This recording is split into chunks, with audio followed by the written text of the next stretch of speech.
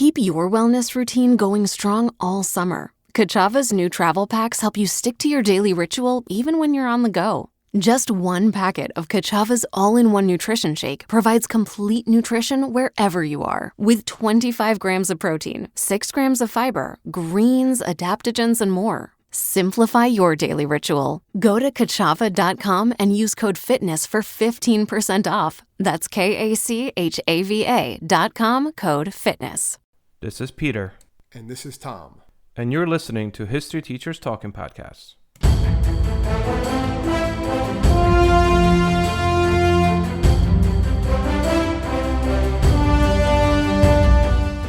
All right. This is Peter Zablocki and Thomas Reska, and welcome back to the podcast. So, Tom, what are we talking about today? Today, in honor of Shark Week, we are going to be looking at the 1916 Jersey Shore shark attacks, which were actually the inspiration for the novel and then later the movie Jaws. All right. So what makes this or these attacks so unprecedented? Well, from a lot of people don't even know that Jaws was influenced by actual attacks that took place right here in New Jersey. And the big thing about it, from what the research I was doing, is just from watching specials on this, because I remember, doing that back in the day, was that this is early turn of the century, early 1900s, 1916. And the Jersey Shore is just starting to become a vacation spot for a lot of people at this time. And also this time, people really didn't know much about sharks, which is kind of crazy when you think about sharks now are such part of our culture. People know sharks always from Jaws and Shark Week and things of that nature. And really, back then, people knew of sharks, obviously, but they didn't think that sharks could attack people. And they never Absolutely. And that was the crazy thing. Actually, there was a guy, I don't know if you read about this guy. This guy, Herman Ulrichs, I think. He was a New York ship owner in 1890s. And, he's a wealthy guy. He had nothing better to do. So as a ship owner, every time a ship delivery used to come in New York Harbor, he used to swim out to greet the ships. And what's interesting is people would be like, well, you probably shouldn't do that because of all the sharks in the water. And he was like, yeah, no, sharks are fine. They're not going to touch anybody. And he actually dared somebody to prove to him, if he basically made a bet for $500 and said, I will give you $500 if you can name one case of a shark attack on the eastern seaboard. Yeah. And no one came forward. $500 was a lot of money at the time, but there was no shark attacks. Well, what else he used to do is he used to have parties at his house, socialite, because he was a millionaire. And he would actually have a tank with sharks in it. He would jump in the tank himself to prove it that sharks wouldn't attack him. And they're saying the sharks he had in there were not sharks that were going to attack people anyway. No. But it was also they said when he jumped in, it startled the shark, and the shark kind of flipped out. And a couple of times he did jump in the water when he saw sharks, but the sharks he was jumping at were not typically the type of sharks that were necessarily going to attack a person. So it was just that mindset. People, even if you read the scientific journals of that time, they would say, oh yeah, sharks, especially on the East Coast. I think they knew on the West Coast they might attack people, but sharks in the East Coast, that water with that climate, they're not going to attack people. And that's another reason why, even when these attacks started to happen, no one really believed it at first. And it kind of goes with the Jaws too. They also didn't want, hey, this is a booming tourist industry now. We don't want to close down the beaches, so it can't be a shark that's doing this. And that was kind of the mindset going into it. Absolutely. And Jersey Shore was the escape, for wealthy New Yorkers and, Philadelphia folks. So, this was the place where people that had money and people that didn't have money, that came for the summer. And Tom mentioned before, this was very much a new thing, hanging out down the shore in the summer. And while people used to go to the shore, in 1800s, it was mostly to get fresh air. It wasn't to go swimming. Yeah. Yeah, and this kind of became a new thing at the time. Actually, Woodrow Wilson actually had a house in one of the places that we're going to talk about today at the time that these shark attacks happened. So let's talk a little bit about sharks. I guess, as we mentioned before, people said at the time, there was actually a scientific journal that came out that stated that sharks will not eat humans. And even if they did, they couldn't kill a person. A shark could not kill a person, which I don't, just looking at a shark, how do you think that can kill a person? That's what's crazy. right? The only way a shark's going to know if something's edible or dangerous. I mean, it's not like, it's going to like, hey, I'll give you a high five with my fin. It's going to try by eating it. It's a shark, yeah. But Yeah, they so just didn't think, oh, look at that 12-foot, 500-pound shark. That can't kill a person. Are you crazy? right. Like I just Even if a shark's just checking, like, what is that? Let me just like kind of put my mouth on it a little bit. It's the only way I could check. anytime they heard about a shark attack, oh, that was made up or it was a fabrication. It must have been something else. That's even what was going on here. We'll get into a little bit. They didn't think it was even a shark at first. And well, for context purposes, this is 1916. I mean, Yeah. so someone actually thought that was it the Germans through U-boat that tore off this guy's legs, and again they came up with some unbelievable things. I know there was like a turtle, right? Yeah, they Wasn't said there? not one, a group of snapping turtles are the ones that attacked the one guy and bit off his legs. And so, then they said that a killer whale. And I don't know how that wouldn't freak people out too. I think if a killer whale attacked and bit off some guy's legs, that would kind of freak people out enough to close down the beach. But that didn't freak them out. But no one thought it was a shark until they actually saw it. There was 3 attacks prior before the 4th attack, and the 4th attack was actually witnessed by people. And that's when found people like, oh, yeah, it was a shark, and that's when they started like going crazy for the sharks. Yeah. All right, so let's start with the first case. So this is happening really the 4th of July weekend, of 1916. 1916. Also, I'm sorry, Peter, to give context. There's a pandemic going on, kind of familiar, but there's a pandemic, a polio pandemic, right, going on at the same time, and there's a heat wave going on. Plus, you have World War I going on, so people are looking for this escape there, and that's why one reason why they're flocking to the shore as much as they are. And the first one takes place in Beach Haven, outside of it's far from Atlantic City, but down the Jersey Shore in Beach Haven, which was July 1st was the first attack, I believe, right? Yep. So you have Charles Van Sant.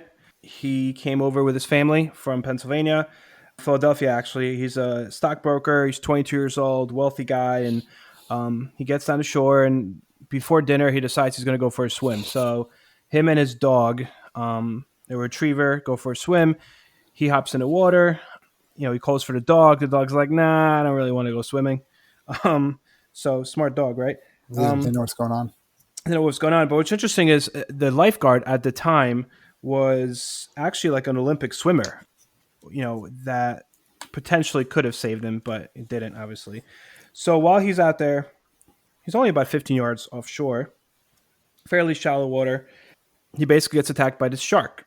Now, as he starts screaming, well, the lifeguard, like you said, the lifeguards do run out there to help him, and they actually say that as they're pulling him out, the shark is following them to shore the whole time and still like gnawing on his legs and stuff.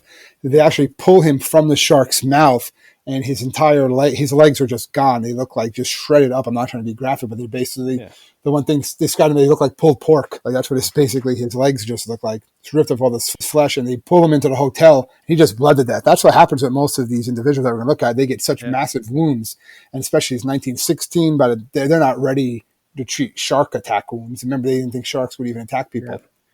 And I also read somewhere that there was a couple of residents that tried to create like a human chain to get him out of the water, and they kept on pulling and pulling, and finally the shark let go, and they were able to take him out. And his sister was standing right there, right on the shore, so she actually witnessed her brother being dragged in, with obviously, like you said, kind of gruesome.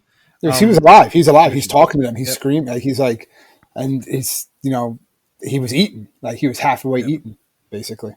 Yeah, his official cause of death was a hemorrhage from a femoral artery bitten by a shark while swimming.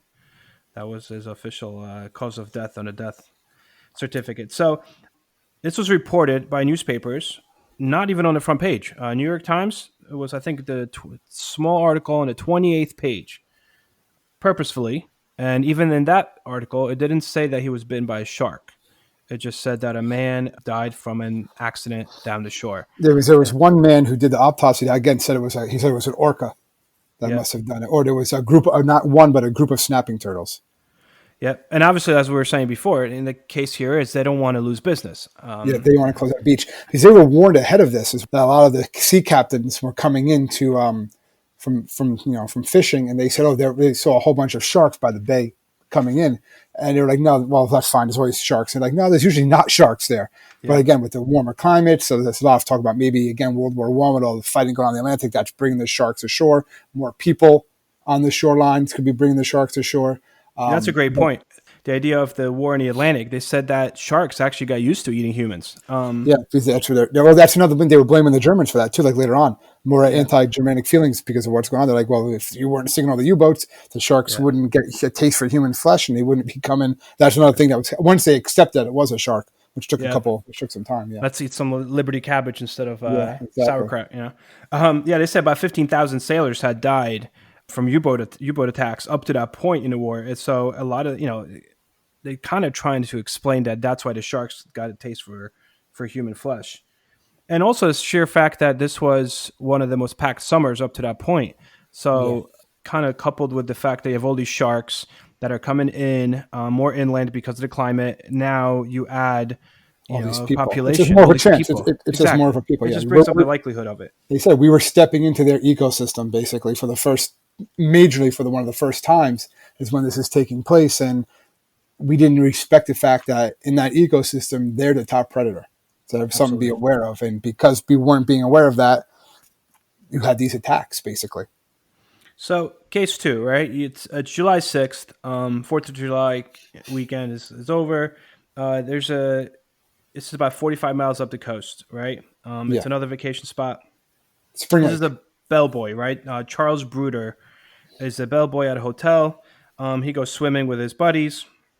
And at the time, they used to have everything was kind of roped off, where you could swim, kind of like you would see in a lake today, except now obviously this is the ocean, but they still had these poles and these ropes, and he kind of went past the rope.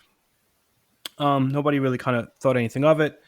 And then because there was so much blood in the water. Because there's so much blood in the water. Yeah, like a woman heard him screaming. He was like screaming. So she called the lifeguards and just said, "Listen, there's a red canoe that capsized in the water." And as they got closer, they're like, "That's not a canoe, that's a person." Because there was so much blood, basically in the water. Because the shark bit his abdomen and his legs, like that whole part of his body was just gone.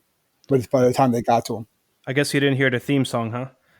No, I didn't hear that. Why you gotta joke about some like kid getting eaten by a shark, man? I mean, I'm sorry. Come on, Jaws. Just because you became like we didn't get to the Jaws yet, so you're I know. You're going too fast, man. You're going too fast. Relax, get So excited. this woman that saw him, right? She was just kind of chilling on the beach through her binoculars. Yes. I mean, I don't know what this old woman sitting there in the binoculars on the beach. I mean, that in itself is a little odd. She saw this guy swimming. She's like, "Oh, Yeah, she's like, hey, I'm going to check this guy out." So she saw it through the binoculars. After that point, she started screaming, and the switchboard operator was notified to get everyone out of the water. And it said it took about 12 minutes to clear all the water from Spring Lake to Cape May. Like Jersey Shore was just basically cleared in 12 minutes because all these relay switchboard operators just kept on, everyone out of water, everyone underwater. So, and the same thing, this guy's screaming, "A shark bit my legs, a shark bit my legs." They launched like a lifeguard boat to try to get him. When they pulled closer, they kind of realized that as they were pulling him out of the water, that his weight, he was kind of light. And he was light because he was missing his legs. And literally, the shark ate his legs. The guy actually died on the boat. He never really... Yeah, he never made it back to shore. He bled out before we got him back to shore. Yeah. Another thing that's kind of ironic here is that there's a doctor that was brought to the scene as the boat is bringing this guy back, and no one really on the shore knows yet if he's alive or not. The doctor actually would treat the wealthy people. Yeah, the wealthy people on the beach from fainting rather than the guy that potentially could have been still alive. So 500 people apparently see this shark attack. New York Times, it finally makes the front page. President Wilson's Secretary of State, was staying at the hotel in which this Bruder guy was working. He knew this guy personally. So politicians are starting to get freaked out. This is now becoming like there's a fear of it. And they're like, wow, we're going to lose money. Please feel safe. And within the next couple of days, they install these nets around the beach, in the water, so sharks can't get through. And they have armed guards, on boats with guns, literally just patrolling the shore. Yeah, looking for sharks. All of a sudden, every possible shark expert is interviewed in newspapers. Very much what would happen today if something like that. Whenever there's a shark attack, everyone thinks that. Yeah. But also, in one particular case, there was a woman that was screaming. This happened, it was somewhere between July 6th and July 12th. She was on the shore and she's out in the water and she starts screaming, and someone thought that she was being attacked by a shark, so they wouldn't go near her. But actually, she just had a cramp and she drowned. So she winds up dying. There was no shark attack, but people were that freaked out about getting anywhere near, you know. Yeah, well, now it's starting to get in people's psyche. And there's still people denying it, though. Even at this point, there's still some people denying it. It can't be sharks. There's no proof it's actually a shark. Even though there's all these people saying, no, we saw it. It's still not fully accepted by all the experts. They're still saying, well, this is still something that's not really going to happen. It's really the next attack. I don't know if there's anything else you want to go over before we get to the next attack. I just kind of bring the point that, here you have two attacks, 5 days apart, where a shark literally attacks a human being and kills them. I mean, this is unprecedented. The very first one was the first fatal shark attack that was ever reported in the United States, mainly in the United States. Yeah. And the fact that this is happening within a week in nearly the same place, this is, it's kind of eerie in a sense. And it does bring us to, the third case. So that's going to take place in Mattawan. Go ahead, Pete. Yep. So this is interesting because people, after the second attack, this is the one that really influenced Jaws. It was the Mattawan attack that influenced the Jaws, the novel book. Yep. First of all, a lot of people start going to pools. They're like, we're just going to go in indoor pools or outdoor pools. We're going to try to stay away a little bit from the beach, but obviously there's still some people that see this thing as a hoax. But the one thing that they thought was really safe, the one place they thought was safe was inland water, rivers, streams. They're like, well, sharks are not going to be there. And this is where the irony kind of comes into play. So the next attack, or I should say attacks, happened on July 12th. So there is a retired fisherman, Cottrell is his name, and he's walking across this drawbridge on the outskirts of town over this river. Essentially, people kayak there today. Very beautiful place. So he's walking over this river, and he looks down, and he thinks he sees a shark. A big shark that is swimming inland into this river, and he's like, "Wait, no, it's river. There's not a shark. Can't be a shark." But then he starts looking, and he sees the fin. So, freaking out, he runs into town, and he's like, "There's a shark." The Mattawan Creek, there's a shark, and people are like, yeah, there's a shark in the creek. Just calm down, Tiger, You don't believe them. And then basically these kids are in the water, right? A group of kids are swimming around the water and with their dog, and they see this, they describe it as a black weathered beaten board or a weathered log. And that's what they think it is at first. Like, oh, what's this log? And then they suddenly see a dorsal fin, and they realize it's a shark. And then before they can basically do anything, the one boy, Stillwell, I believe is his name, right? Yep, Lester he gets he likes to steer well. The shark pulls him underwater. And the other boys see this, and they run into town to they leave him. They actually leave him there, and they run into town. Yep. They run into town. Well, yeah, you see your friend just getting pulled underwater by a shark. What are you going to do? I mean, that's a good question. What do you do? What are you going to do? These are kids. He's kid's 10 years old. Yeah, they were 10 years old. Yep. There's nothing they're going to do against a shark. So they run into town to get help, and the people in town know Lester, and they know that he has epilepsy, right? Yep. So they're thinking, oh, he must have had a seizure. He wasn't attacked by a shark. The kid must have a seizure. So they all run down, including this businessman, Watson Stanley Fisher. He goes down to investigate. He dives into the creek to find him, all right, believing that he suffered a and it's seizure. A very muddy creek, too. Like, it can't really Yeah. And that's when he finds the boy's body. And as he's pulling the boy's body to shore, the same shark comes and attacks Fisher. Yeah. And in front of all the townspeople, they're all like, on the shore watching, being like, oh, wait, did they find Lester? And all of a sudden, the guy's like, oh, I found him. And then, his body, unfortunately. And then all of a sudden, here's that shark again, just literally like jumps out of the water, pulls Fisher down into the water. Yep. Right? He drops the remains and he screams, "He's got me. The shark's got me." Yeah. And then a boat got him by his thigh. Yeah, exactly. His right thigh. And a boat with a deputy sheriff races towards him. Again, keep in mind, this is not down the shore in a sense of it's in the ocean. This is a creek. It's and inland. That's what people didn't understand back then, that sharks could go from salt water to fresh water. Yeah. That they can tolerate that, not for indefinitely, but for a period of time. They can do that. And that's a common thing they realize now. But again, they just didn't know anything about sharks. This whole series of attacks is kind of an example of how, like, it takes a tragedy for people to actually learn about, something that's right in their backyard, that they never knew that a shark could do this before. Yeah.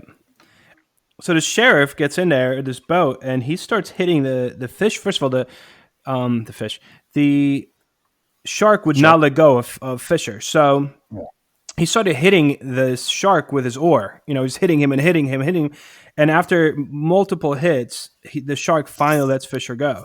And that's when they bring Fisher ashore. And you're like, oh, snap. But, like this, no pun intended. So they, they tie his leg because they're like, he's losing way too much blood.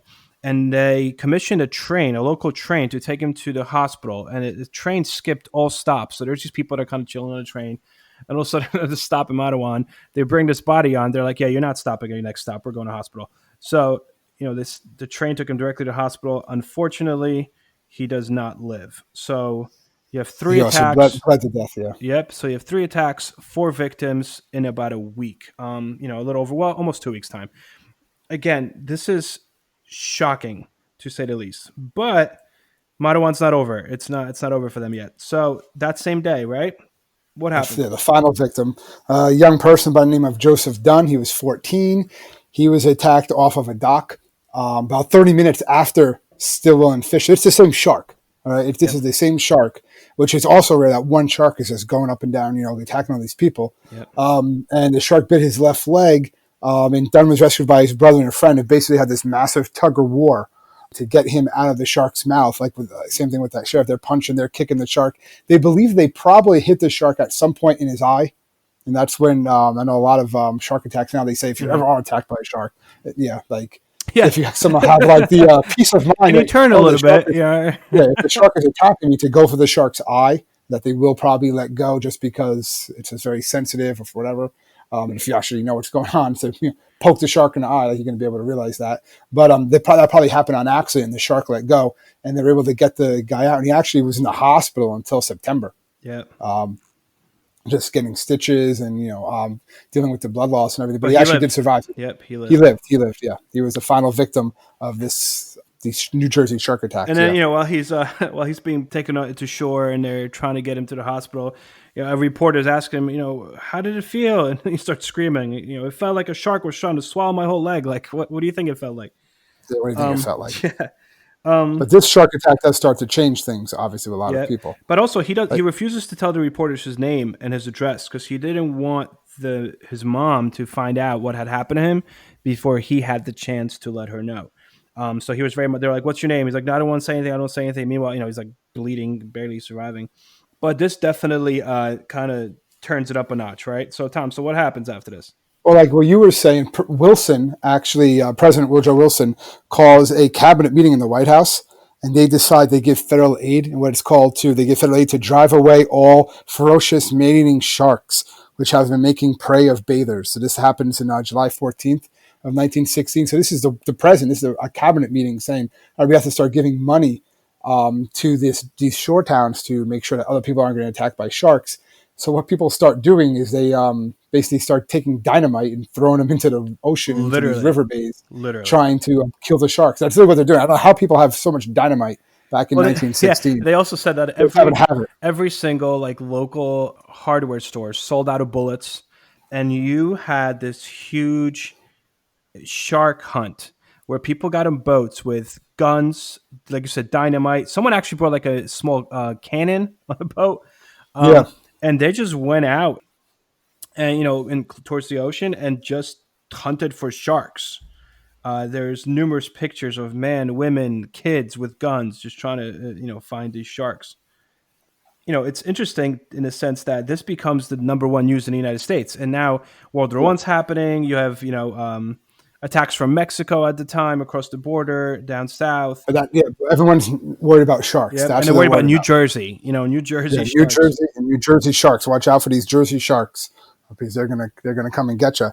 And eventually, they do find an 8-foot great white. Mm-hmm. It's a juvenile, so it kind of tells you how big those things get to. I guess we'll talk about some great white shark facts later on. And it did have human remains in the stomach.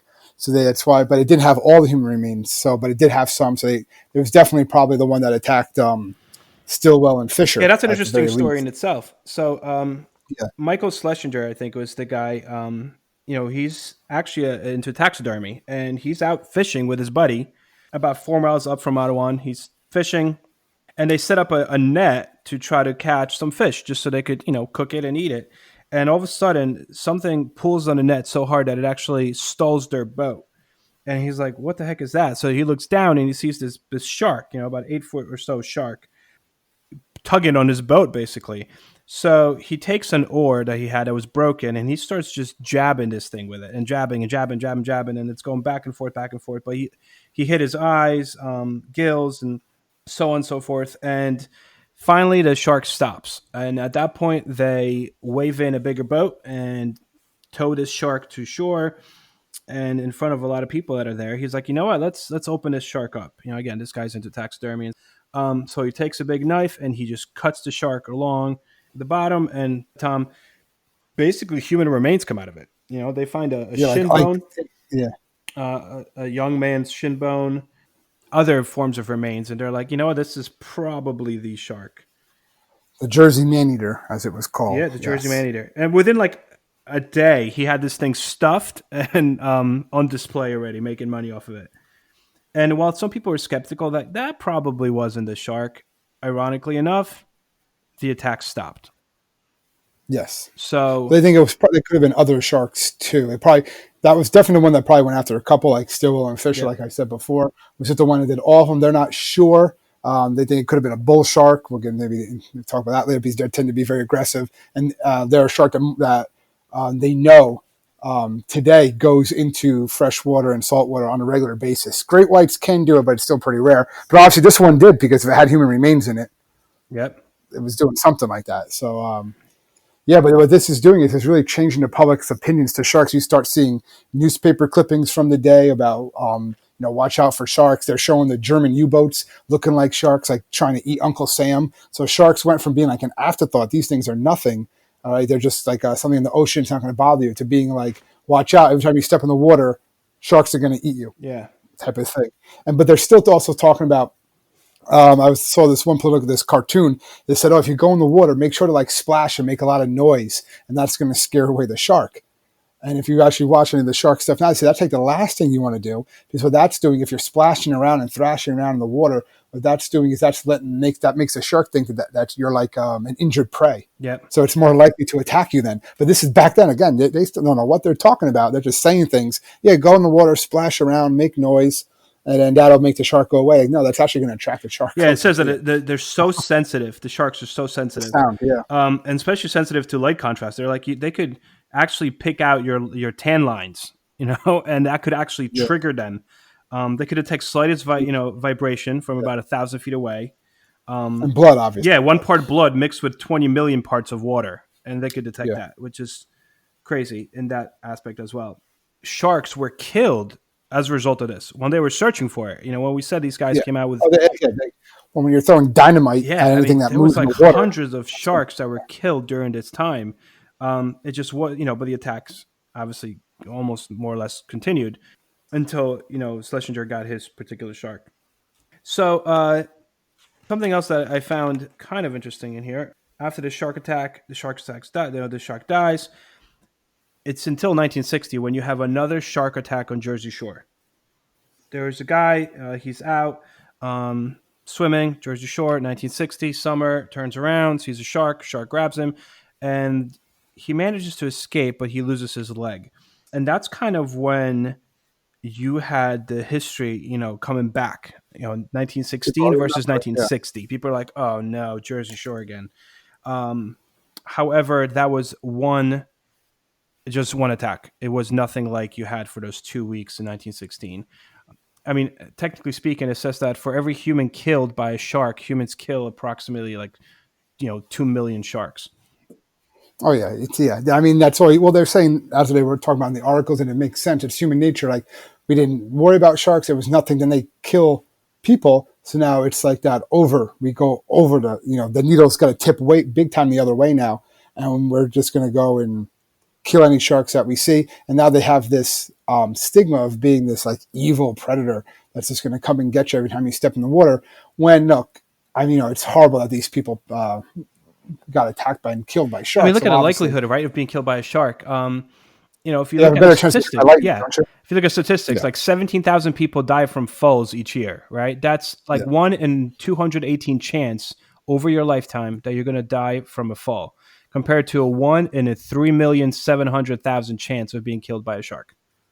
you have a better chance of getting killed by a deer. Yeah, it's But it's just one of those things. But when it happens, it's big news. Remember, every summer you hear about it. Oh, the sharks! What's going on with these shark attacks? And you have those shark experts come on. They're like, listen, this is not any more or less shark attacks than we ever have.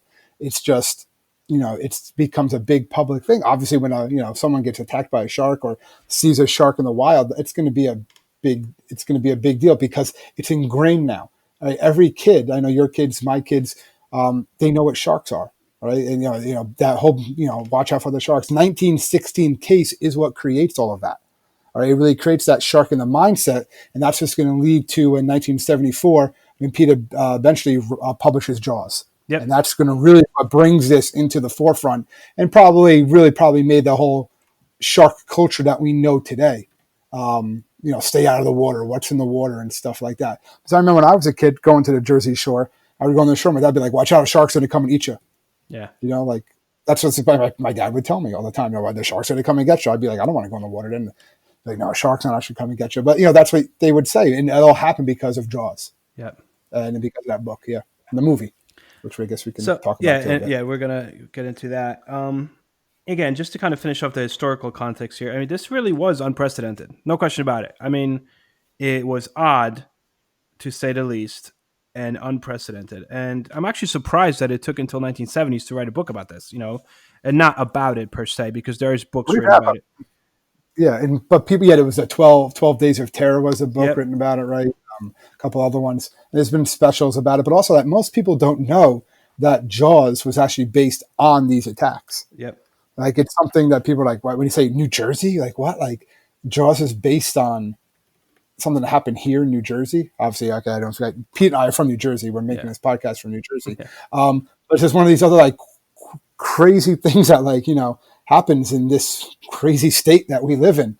All right, that they actually have the inspiration for Jaws and these first recorded shark attacks in the mainland United States, whereas happened right now the beaches that we probably go to at times. So when Steven Spielberg decides to make this movie in 1975, at first they actually thought they were going to be able to train a shark. Yeah, again, don't know anything about sharks. We're going to train a shark. Yeah, we're going to train a great white. Swim by people. Yeah. Another best thing, they make the robot shark, and they realize, man, this robot shark's having a lot of hard time working with salt water. Really?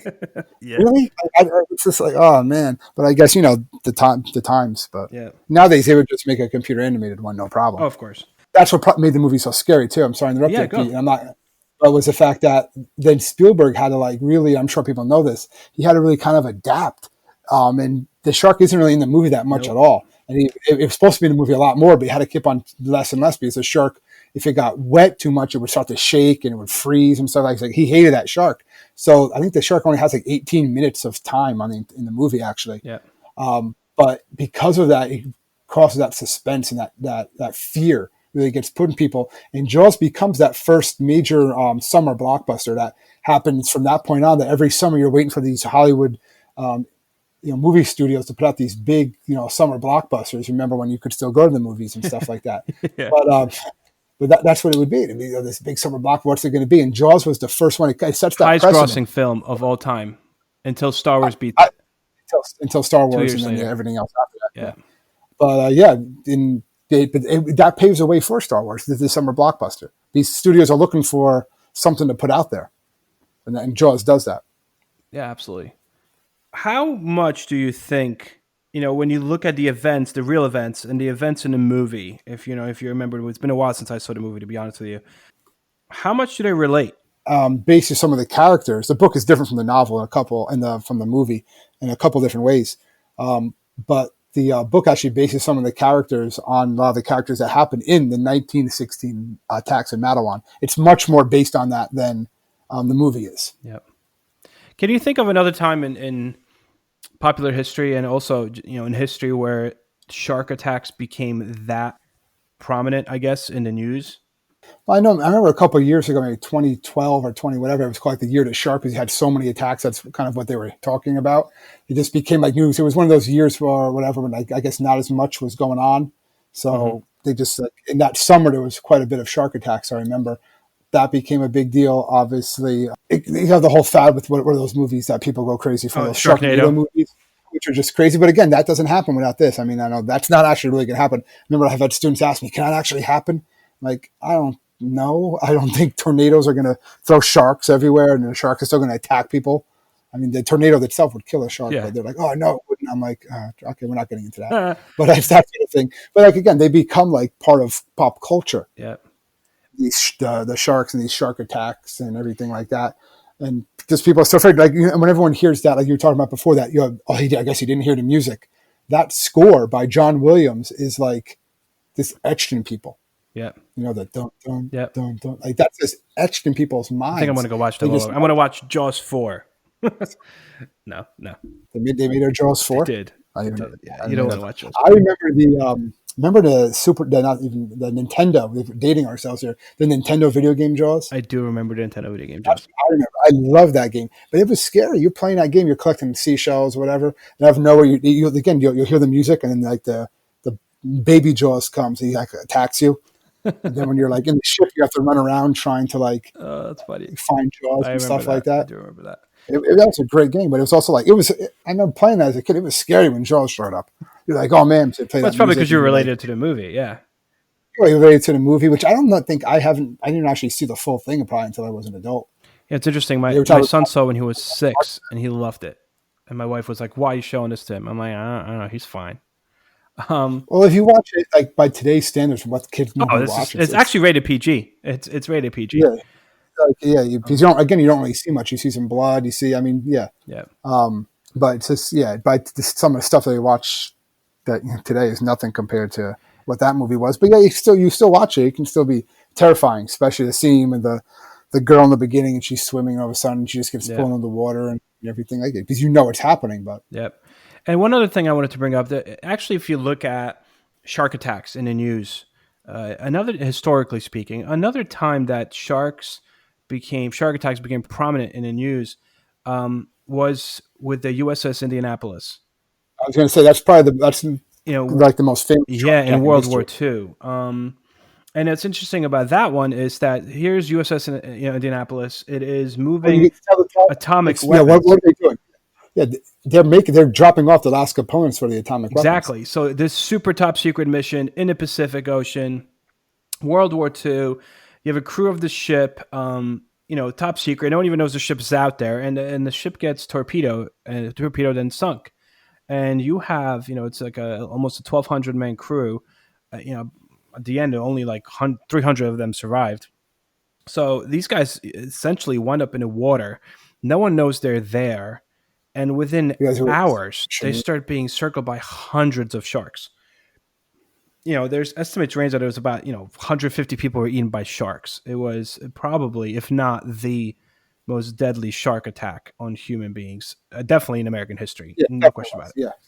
Yeah, because they were just stuck in it again because it was a secret mission. So very few people even knew it was happening, like you said. Yeah. It's one of those, they've kind of forgotten about it in history. It's talked about obviously, but not as much as I think it should be, or just like a fascinating type of story. They're dropping off the components to make the atomic bomb, right? That's going to be used just a few short months later, right? In August. And these sailors who they didn't even know, even sailors on a boat didn't really know what they were doing. Nope. And but because of that, we're not forgotten. People were waiting for it's kind of like, hey, wait a minute, the Indianapolis didn't show up yet. It was supposed to be in like 2 days ago. Like, oh man, what could have happened? Because it was on radio silence anyway because of its mission. Mm-hmm. So they're sending planes to turn the boats. And meanwhile, these soldiers are sailors are like floating around the water, being exposed to sharks. I remember watching a documentary on this one guy, which is like, he was just sick of like seeing his friends every day. Just knew like at night was really when the sharks came. Yep. They would circle him all day, but at night is when they would start attacking. So the one guy just started drinking seawater. He's like, forget it. He would like poison himself with seawater, and then he would start hallucinating. And then at least he said, I don't know if I'm going to be eaten by a shark. I won't feel it or whatever, because he just would rather have that. You're just talking to your friend, and all of a sudden, a shark comes and takes him. Yeah, that's basically what was going on. It's crazy. And that's kind of, we're talking about shark attacks. So I would say historically, those are probably two of the biggest, definitely in American history, shark attacks against human beings. You have the USS Indianapolis, where literally the sharks feed on these sailors for days. And you have the shark attacks of 1916. when it comes to more modern shark attacks, it seems that they've kind of slowed down. Well, a lot of the ones with those were two examples of a shark kind of realizing, or sharks realizing that people are easy prey. I think what I've read and what I've, from watching all those specials and stuff nowadays, that most of the attacks are actually on surfers normally. And what it is they actually will show sharks usually attack. We're getting more scientific here than historical, I guess. Okay. But sharks usually attack like underneath, and they go up and attack their prey. And they're saying they attack the surfers because if you look at a surfer from the shark's point of view, they look like seals because they're on the surfboard and they're paddling with their arms and their legs. So they'll just like explode straight up. And what they're doing is that's like their exploratory bite. But the problem is an exploratory bite from a 12-foot great white shark is going to kill a person, or it's going to maim that person, no problem. And most of these times they'll bite a person and then just be like, that's not what I think it is. And then they swim away. They don't necessarily always keep on with the attack. That does happen. Those are usually the fatal ones. But most of the attacks themselves are these like exploratory bites. But again, an exploratory bite from a great white, that's going to leave some damage. That's going to leave some damage. That's going to leave a bit. It's not something you're necessarily going to just like shake off. And for those that are interested, tracking sharks, there's a website that actually tracks shark attacks.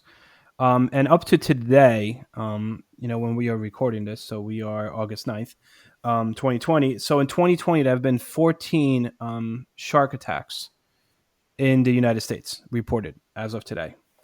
So they still do happen. What made this particular, 1916 different was that it was perhaps highly likely one shark going out of its way to find human beings, in a span of like 12 days. But, they still happen. I mean, yeah, it's one of those things. As long as people are going in the water, it's going to happen. Just like you're going to have, attacks on whenever people are going into the wild or going into, where we're not the dominant member of the food chain, stuff like this is going to happen. Also, it says that in 2019, 41 out of the 64 attacks that took place last year were provoked by people, and Florida is highest number of shark attacks overall in 2019. I saw that too. A lot of people are trying to take they'll see a shark and they'll try to take like a selfie with it. I saw the one. This is famous. It was from like a Shark Week where they were filming all these sharks in the water, and they were all swimming around. And then one of them just comes and takes just like a little nip on the back of the cameraman's ankle. It's like famous footage, and this guy's ankle is just shredded, and they have to like stop the footage and everything like that. And they're just like because he was moving around and trying to get this shot of the sharks. And the shark just, didn't know what was going on and just nipped him, but it just took out his entire heel. Nuts. Well, I guess that kind of brings us to the end of our podcast.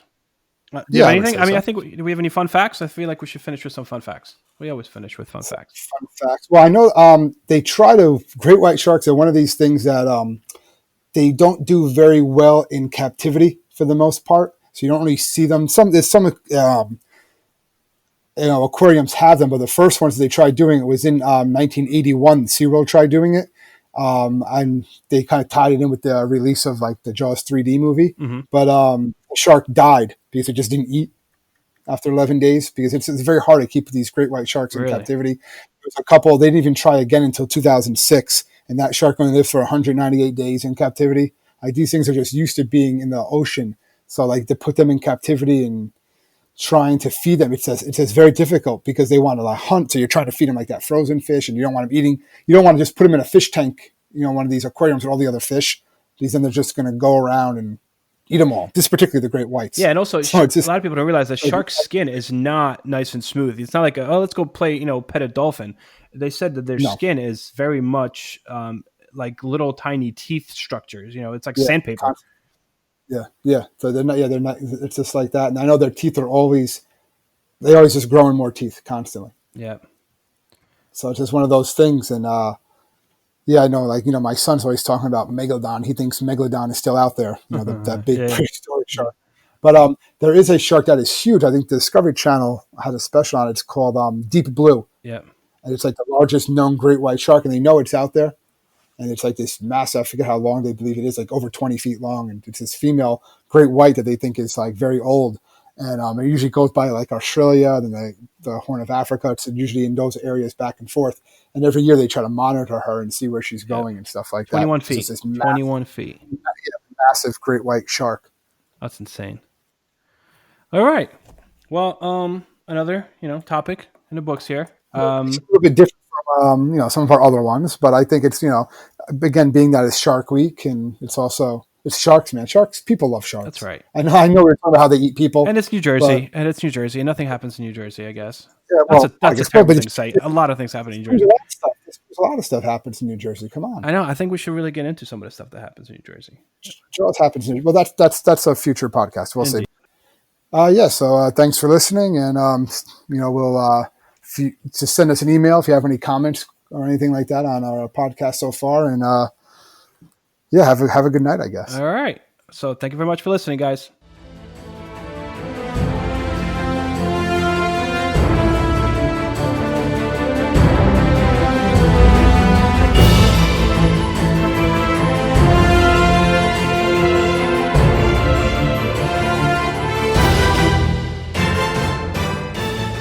I hope everyone enjoyed our podcast, and if you would like to email us, you can do so at historyteacherspodcast@gmail.com.